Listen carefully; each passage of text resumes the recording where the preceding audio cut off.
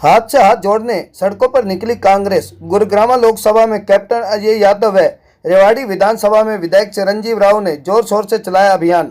लगातार दूसरे दिन विधायक चिरंजीव राव ने बाजारों में पहुंच व्यापारियों से की मुलाकात।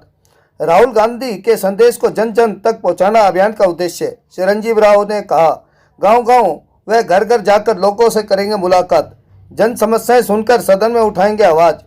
चुनाव में नहीं बचा अब ज्यादा वक्त, जनता सिखाएगी भाजपा को सबक, चिरंजीव राव ने कहा। रेवाड़ी के माजरा में प्रस्तावित एम्स के निर्माण पर बोले चिरंजीव राव, पीएम और सीएम की घोषणाओं के बावजूद एम्स के लिए जमीन तक अधिकृत नहीं कर पाई सरकार। जनता को एम्स के नाम पर आश्वासन के अलावा नहीं मिला कुछ। एम्स की घोषणा को क्षेत्र के लिए बताया निराशाजनक। कहा, सरकार जल्द कराए एम्स का शिलान्यास। रेवाड़ी से राजकुमार के साथ भानु शर्मा।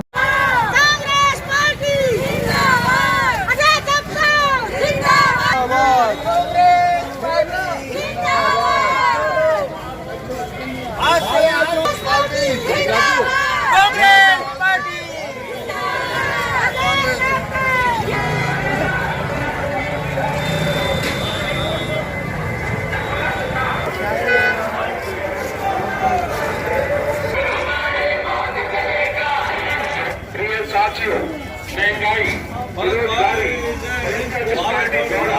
हाथ से हाथ जोड़ो अभियान के तहत आपके अपने विधायक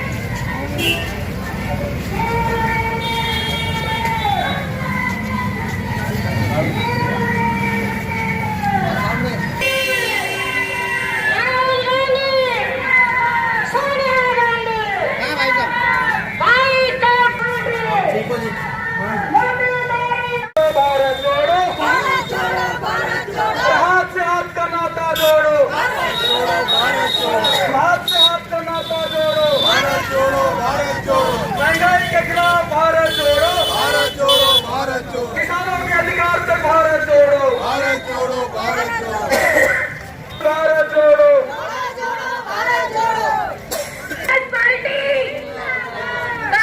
कांग्रेस पार्टी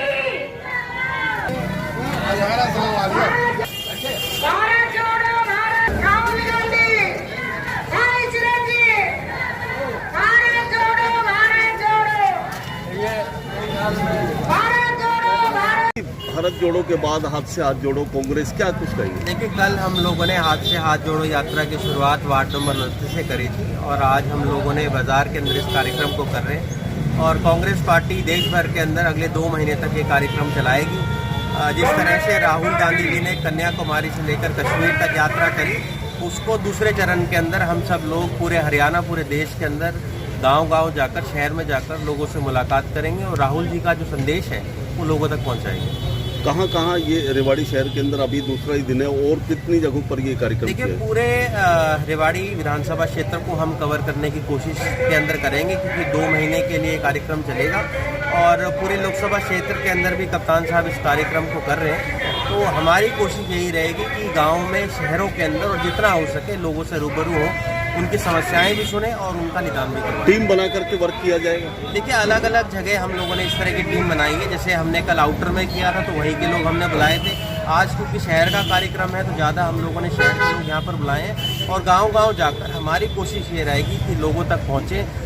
जो महंगाई, बेरोजगारी, इन समस्याओं से लोग जूझ रहे हैं, उनकी आवाज़ को भी हम विधानसभा के अंदर उठाएंगे और रोड से लेकर और सदन तक इनकी आवाज़ को उठाएंगे। बाजारों में आप निकल रहे हैं, हालात देख रहे हैं, पूरा शहर जाम पड़ा है, क्या कहेंगे प्रशासन, सरकार? ये पिछले 8 साल से हम रेवाड़ी की जो हालात है हम सबके सामने है, चाहे खस्ता हालत हो सड़कों की, चाहे आप बेसहारा पशु देखते हैं या सफाई की कोई व्यवस्था शहर के अंदर नहीं है और जो पानी का ओवरफ्लो है वो हर जगह हो रहा है। तो हम जानते हैं क्या समस्या रेवाड़ी शहर की है और मुझे लगता है ज़्यादा समय नहीं बचा है। अगले साल विधानसभा का चुनाव होगा और लोग सबक सिखाने का काम इस सरकार को करेंगे। लगातार सदन में आवाज़ उठाते रहे, बावजूद इसके कोई सुधार नहीं दिख पा रहा ग्राउंड पर। देखिए, हमारा फर्ज तो यही बनता है कि हम लोगों की आवाज़ को सड़क से सदन तक उठाएं और हमने बखूबी उसको उठाने की कोशिश भी करी है। और मुझे लगता है बहुत सारे काम ऐसे थे जो हम कर भी पाए पिछले 3 साल से, जब से मैं विधायक बना हूँ। और हमारी ये कोशिश रहेगी आने वाले समय के अंदर भी लोगों की आवाज़ भी उठाएं, उनके मुद्दे उठाएं और उनको सुलझाने की हमारी कोशिश रहेगी। एक विधायक की एम्स का मामला लगातार जो है सुर्खियों में रहा है और लोग जो वहाँ समिति है वहाँ से ईंट इकट्ठा करके उन्होंने वहाँ ईंट रखना भी शुरू कर दिया है। देखिए, जब पिछले 8 साल हो गए हैं एम्स में, मुझे लगता है अभी तक ज़मीन भी अधिग्रहण नहीं हो पाई है। और हम सब लोगों ने देखा भी है कि आश्वासन के अलावा अब तक सरकार की तरफ से कुछ नहीं मिल पाया है।